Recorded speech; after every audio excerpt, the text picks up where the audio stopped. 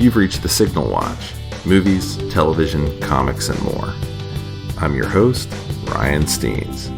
Join me and our cadre of co-contributors as we examine cultural artifacts of the 20th century, boldly explore the 21st, and try to put it all in perspective.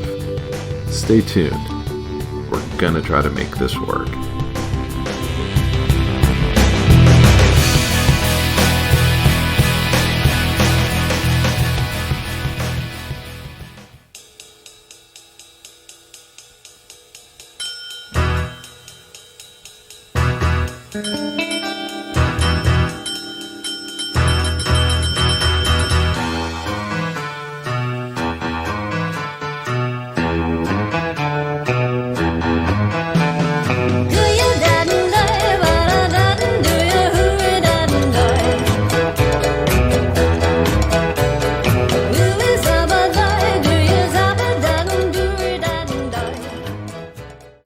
Hi, and welcome back to the Signal Watch.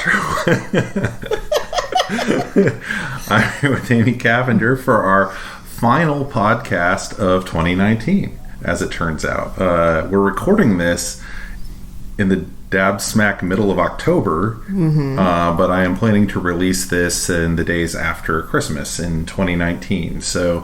And this will be the final installment of our holiday series, which will begin and supposed to be recording the Thanksgiving episode in like 2 weeks, something like that. So everything's all out of order and I don't know what's happening, and time has no meaning here at the Signal Watch. It's a flat circle. So Amy, you have selected a movie I had not seen in probably 2 decades. Yes, that is correct. We watched Four Rooms tonight, and I had seen it way back when, and had very little recollection of it other than that it was a New Year's movie. And since you were thinking about doing a holiday-themed recording, so I was like, oh, yes, I know of a New Year's movie. Let's, cap that out. And turns out that this movie is actually much like the real experience of New Year's Eve, in that you make an elaborate plan, and it is not as good as you think it's going to be. I will go ahead and fess up to you and the world, I guess, that I've kind of given up on New Year's Eve. It's because of that. Now yes. I stay home with my dog that's afraid of fireworks and watch Dick Clark's Rockin' New Year's Eve at this point. But I had my fair share of New Year's Eves that went sideways, and I've thrown in the towel on the holiday. Yes. This is a movie that I personally, my opinion is that it sounded so much better in concept and through the foggy lens of 20 some odd years ago memory than it actually was. Okay, fair enough. Oh my God. I feel like I owe you an apology for suggesting it. Not at all. So my memory of it, and honestly, it was interesting just coming back and revisiting the movie because it's such a time capsule of a very certain era in Hollywood and what was happening at the time. The idea that now you would have 4 different directors come together, who were 3 of whom at the time anyway were fairly big name directors, up and coming in the industry. This came out shortly after Pulp Fiction, is my memory, maybe a year or two after it. 1995 release. Okay, so right after it. So Allison Anders was famous from Gas Food Lodging and had done a few other things and was kind of seen as this future force of female cinema at the time. She had connections with Ione Skye and some of the rest of her cast from her segment. And then Rodriguez had kind of come out swinging with first El Mariachi, and I believe by this point, what was the sequel to Desperado? Yes. Had been released by this point. So, and do you have recollections of actually seeing it at the time? I think I saw it at the Dovey. Okay. And I think I saw it, I'm almost positive I saw it at the Dobie, and I think I saw it when I was coming back from winter break, so... Okay. Yeah, it seemed a lot better at the time. Or perhaps I did not have taste as a young person. Got to admit that as a possibility. I remember seeing it at the time and not actually loving it. I can't remember exactly the context, but I believe Jamie and I saw it in the theater in San Antonio when she was a student in San Antonio. So you say it doesn't. Your memory of it was grander then. Correct. I remember thinking it was interesting in a way that I did not find it to be now, and I think at least part of that is because like I have less tolerance for bad writing about women. It's of its time. Yeah. Yes, quite so. The only one that really, well, actually, to be fair, the Misbehaviors, which was the Rodriguez segment, was entertaining. It's a little goofy, but it was probably the strongest of the four. The actual, the first one with the witches and everything, which was Allison Anders, was just cringy. Like, there's a, the key plot point is that one of the young witches failed to be able to provide some semen that would be retrieved from someone, and it was just like the writing and talking about that was just so cringy.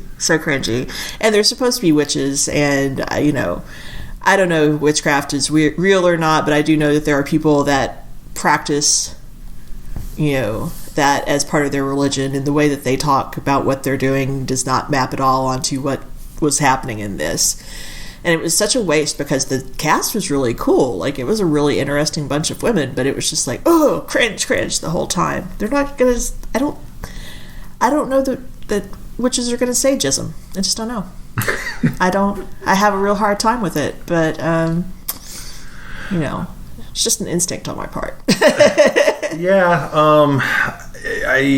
I remember mostly that it contained witches. I'd forgotten Madonna was in the movie. Same.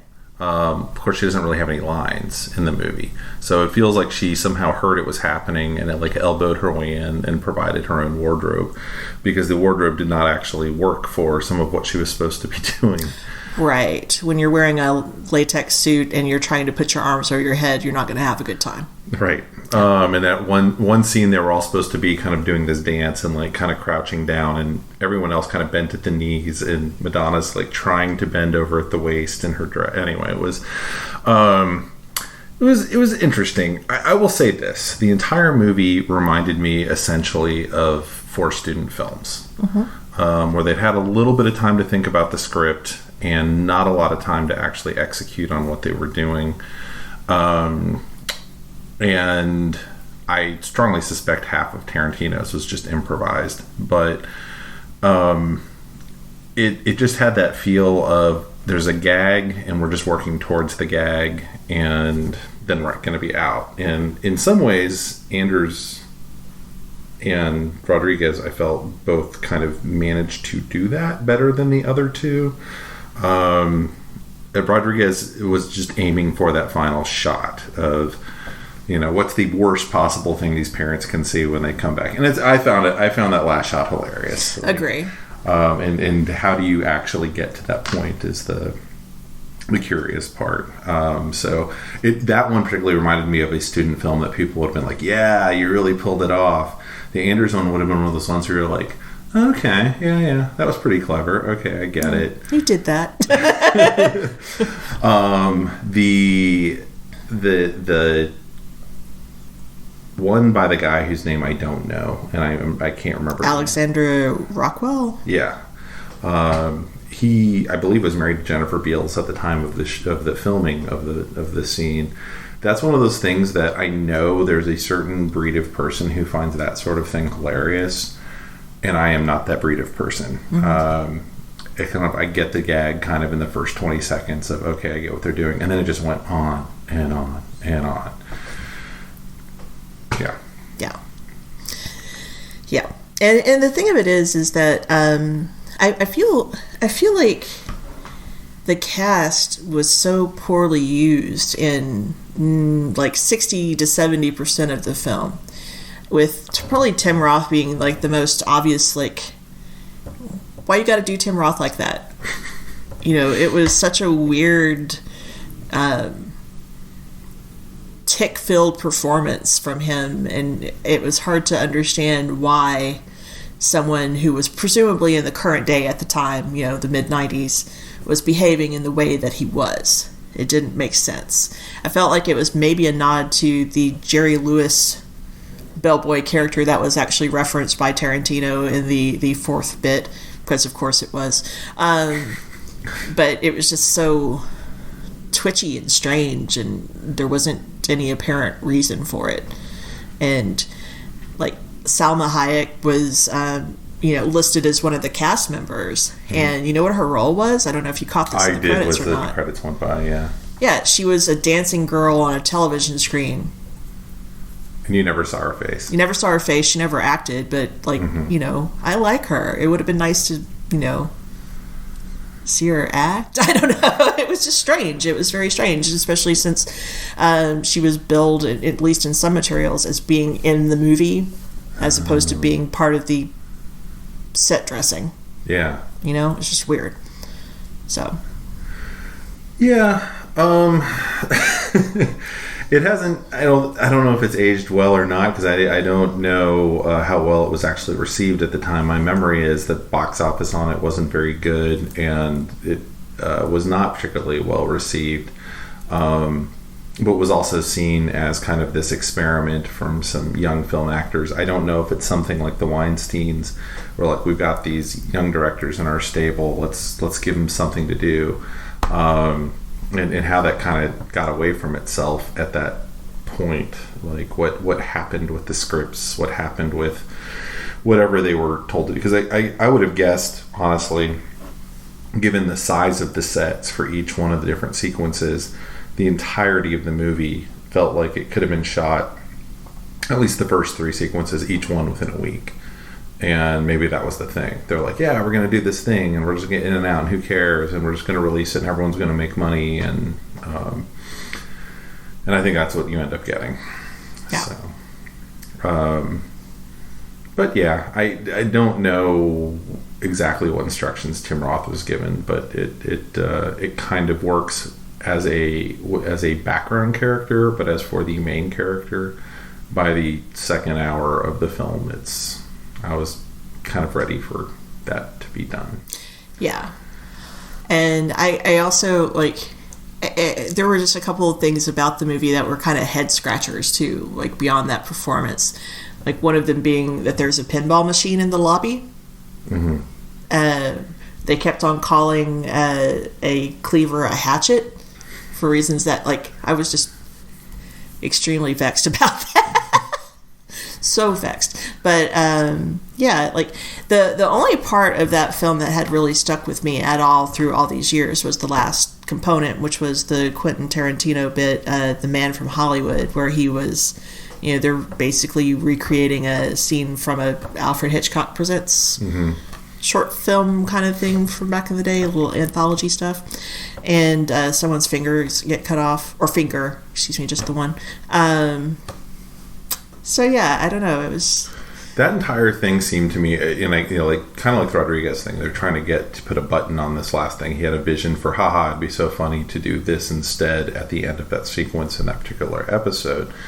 But it had this difficulty of we have to tell you this entire TV show episode in the short film, so you'll get what we're doing, because we're realizing our audience is mostly 20-somethings who haven't actually seen that episode.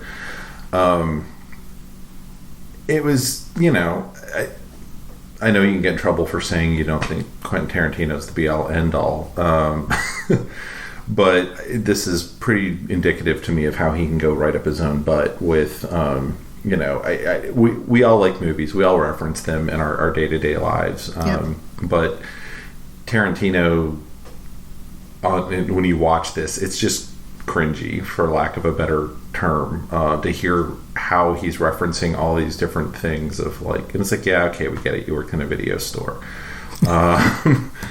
It's if you try and drop film references like that anytime in real life of people who are not in the industry, at least people in the industry will do you the courtesy of playing along, I would guess. You try and do that in any regular office environment, it doesn't play so well. And so it's one of these things of when I was in film school and maybe a little more in it when I saw this movie, maybe all of that played a little better. But watching it this time, I was like, this is just bad. This is just bad writing at this point. Yeah. Yeah. And I kept on looking around the frame to see where the big pile of Coke was, because those people were not merely drunk. Right. They made reference at some point that they'd been doing drugs, but maybe the drugs were all ingested at that point. But yeah, it's not necessarily the best film from any one of those directors. Maybe it's the best one from the second guy. I don't know, because he's kind of disappeared, and this is probably the thing he's best known for at this point. So, for good or ill. Indeed. Like I said, this really does, for me, capture the experience of New Year's, just because a lot of times people have so much expectation around that holiday. And of course, it's very hard to hit your mark with that much expectation. And when you have a cast full of like it girls and cool dudes, and all the directors are super hot and young and whatever, maybe this was the only possible outcome. I think that's true. So if it's been a while and you're just listening to this, and you're like, yeah, I saw it in the theater 20 years ago, but I don't remember it. Yeah, I mean, in that first sequence, it has like Lily Taylor, Madonna, Ione Skye, Alicia Witt, who was at the time not doing Lifetime Christmas movies, which is kind of where she's landed, and two other people who I recognize, but whose names I don't remember, and then. Yeah, I mean, they were really trying to get in some big names, and somehow they talked at least two of the actresses into walking around topless for half of the 10-minute, 15-minute sequence, which was just odd in a 2019 context. Correct. And, and this was another thing where it's like definitely like dude wish fulfillment happening in some level, because you had like the crunchy hippie girl, and then you had like the dominatrix Madonna person, and like the aesthetic that each of them brought to the table was so incoherent. It didn't really make sense. And it's like, oh, so this one is sort of like the, Marianne character from Gilligan's Island and the Gingham and whatever. And this one is, dominatrix. This one is this one is that. And they just didn't make any sense as people who would be working together in a coven towards an end. And it was very clearly a roll call of like things that give a dude a boner. Like a specific dude. Well, it's produced by the Weinsteins, and my guess, I haven't looked at it. My assumption was Anders herself had written it, but as Laura will talk about sometimes when we're doing like the high school movies and looking back at kind of things that women are doing that weren't considered to be a big deal. It's just what was the culture at the time and what was considered like hip and trendy, and to cram into a movie like this. I can see how you would come to that conclusion, even if you're being pitched, it just wouldn't happen now if you're being pitched as a strong feminine or feminist filmmaker. Anyway, I don't want to like bag on Anders too much. If nothing else, I looked her up as a result of knowing she'd worked on this when you pitched it, and she is still working, which is more than you can say for one of the four of these people. I think she's gone on to do a lot of television at this point, a lot of series television. So, yeah, that was interesting. I've been trying to think about like what would be an actually good New Year's movie, like what the components would be, and I don't know that there's a good movie to be had about this holiday. Like, I think you can make a movie about things going sideways, because that's really the only take if you're not doing like a Hallmark movie, and it's probably out there and been done. I know that someone within the last couple of years did one of those like Love Actually rip-offs about New Year's. It might actually be coming out now. I don't know. I lose track. They all look the same to me. Right. Starring a cast of 20 people you're vaguely familiar with. Right. Yeah. I don't know. I'm curious if anybody has any suggestions for what an actual good New Year's movie is. I would be deeply interested, or if you want to make one, I would be glad to give notes. Strange Days. There's your New Year's movie. Actually, I did like that. That's valid. But Yeah. I don't know. Like, I'm trying to think of, like, what elements would be, like, you know, how to fix this movie. You know, if someone were to... Yeah, I mean, I always end up, because it was one of the first movies I saw where, you know, as people were getting strung along in an adventure that they didn't really want to participate in, was, like, Adventures in Babysitting. And I almost have, like, something in my head of, like, it's New Year's and there's crazy stuff going all over, and, you know, almost chase the MacGuffin through the city as you deal with all the different things going on at New Year's. I did see a couple film noir that invariably have, like, some sort of, like, the Elks are having their, like, New Year's thing in the lobby of the hotel, that they've got to make their way through that. But that fits into it's barely related to the actual holiday sort of thing. Yeah. I feel like there is probably a you know, kind of same High Notes remake of this that could be made with a favor driver instead of a bellhop. Oh. That would actually be kind of amazing for New Year. I can totally see that, yeah. Yeah, that would be the update. I mean, they make the joke at the beginning of basically this job's totally on its way out. They used to have 50 bellhops, blah, blah, blah. And I do like the idea of the setting of this kind of old school Hollywood hotel that's, you know, been on the skids really since the mid-50s. And they're trying to bring it back for the 90s and bring back some of that Hollywood, because that was actually going on at the time. That was first gasps of let's reclaim kind of classic Hollywood. Yeah. But yeah, you know, that was like a good Rin Tin Tin joke, so... Yeah, they did bring the Rin Tin Tin comedy material. That was solid. And I think the guy's speech at the very beginning, who was the former bellhop who was retiring that night, it was supposed to be the setup of here are very specifically the things that are going to happen to this character, which, you know, the first time I saw this movie at age whatever, 19, 20, whatever it was, none of that clicked with me. And now, of course, I was like, yes, all the, you know, we will, of course, break all of these rules within the, you know, by the time this film is over with. But, yeah, no need to apologize. I would watch it again eventually anyway, just to try and refresh my memory. And it was actually enjoyable to see all of these people doing all of this stuff again, and to just remember what a blowhard Tarantino really is. Ooh, that is the truth. And, you know, once again, like, he's really interesting to me because he never acts. He just is, and that's sufficient for his purposes. But it's like, yeah, I don't know. It's been a while since I've watched one of his films. So, yep. I'm sure he's matured. The last thing I saw of his was Hateful Eight. Maybe by the time this comes out, I'll probably have seen the Hollywood movie, but. Yeah, this is in the back of my head always why I'm not all that excited about Tarantino at the same level as my peers sometimes. So. Yeah. And by the way, I'll go ahead and say this on the podcast. We were interviewing a guy at work recently who had just graduated from film school and was looking for a gig.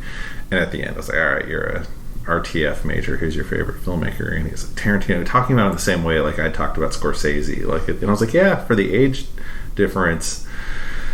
That totally lines up. That totally makes sense. And just that's who he's got as his Scorsese right now. But interesting. Anything else on this movie? No, I feel like we covered the ground pretty well. It was definitely... I just found myself laughing in a lot of the wrong places. And there is an entertainment value in that, but it's not the entertainment that I thought I was going to get. Yeah. I mean, I think if you watch it now, you might be safe actually just skipping the whole second segment. I don't know. Did you? I did not see a whole lot of any value. The only thing that had any narrative value at all was just establishing the relationship between Jennifer Beals' character in that second act that, you know, she reappears in the fourth act. That's about it. Yeah. And that's not much. So yeah. So save yourself, 15 minutes, 20 minutes, and you can jump over that bit, and yep. Your life will be none the poorer, I guess. I concur, and as long as you get to see the kind of set piece in the third act, that's actually the payoff for the whole movie as far as I'm concerned. Right. Happy holidays, everybody. Thank you so much for sticking with us through a very long 2019. And I hope that in the months, we'll see what happens between mid-October and the end of December this year. It's going to be a colorful last sixth of the year, I guess. But Indeed. Anyway, I can't imagine what myself will think hearing this again in mid-December when I'm editing this. Happy New Year. Happy New Year. Happy 2020, everybody. Indeed. And yeah, praise to our robot overlords, I guess. Oh, a robot would be an upgrade.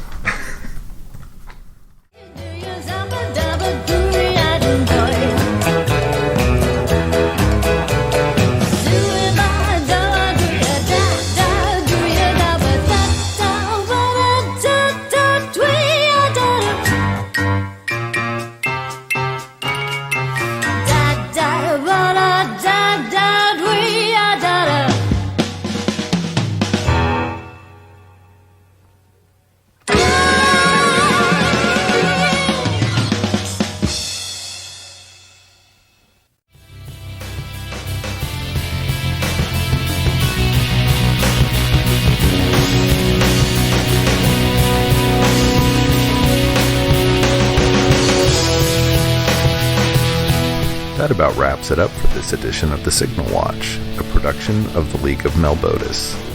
Thanks for sticking with us. If you enjoyed this podcast, we invite you to drop on by the Signal Watch blog, where you'll find write-ups of a wide variety of movies and more. You can drop comments on this podcast and let us know what you think. We do have a Signal Watch Patreon, and if you're so moved, we'd most certainly appreciate your support. We'll be back soon with more exceedingly high-quality content.